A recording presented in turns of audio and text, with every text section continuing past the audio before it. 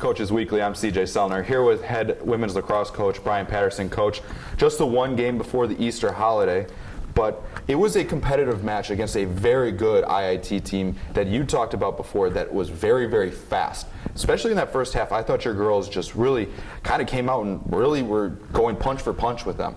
Yeah, that first half was awesome. You know, they finally put it all together. They did what they're supposed to do. They took all the cues from us, and they worked together as a team. They saw great results. You know, it bodes well for us for the future, so that they know that they can compete with pretty much any team in the Midwest. And I think a part of the development process, I mean, you guys have had the wins this year and had a lot of success, but I think a part of that is now going to be learning that you can't just play one half against a team, that you have to play both halves. And against good teams, you're going to have to give that 100%. And most times, there's chances that you guys will go into overtime. Yeah, our motto after that game is now finish. For the rest of the season, that's what we're talking about. We're talking finish. The main thing is that throughout this entire year, we've had great halves, we've had great three-quarters games, but it seems to be a little lapse in our mental capabilities towards the end of games and second half, things of that nature, that let things get away from us. So right now, that's what we're going to focus on for the next 2.5 games and see what that could do to hopefully propel us into the next year. I think part of that, too, I mean, people forget very quickly, this is a young team that does not have a lot of full-on experience as a whole group.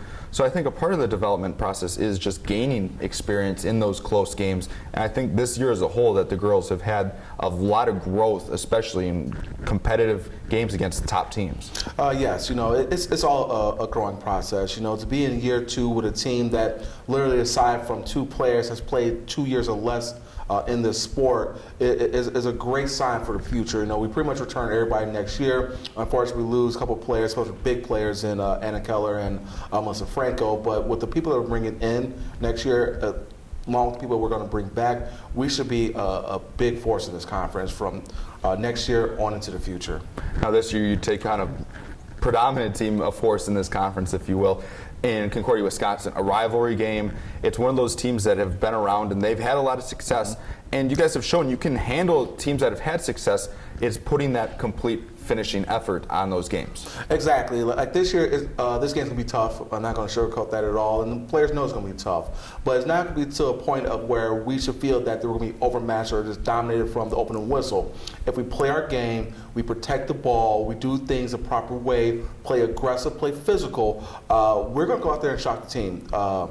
A lot of teams are going to doubt us, and as happened throughout the course of the year. And when we get out there, we do some great things. But like we said before, our main problem is finishing and continuing to build on success that we've had early in the games. Well, we look forward to seeing you guys back out on the field.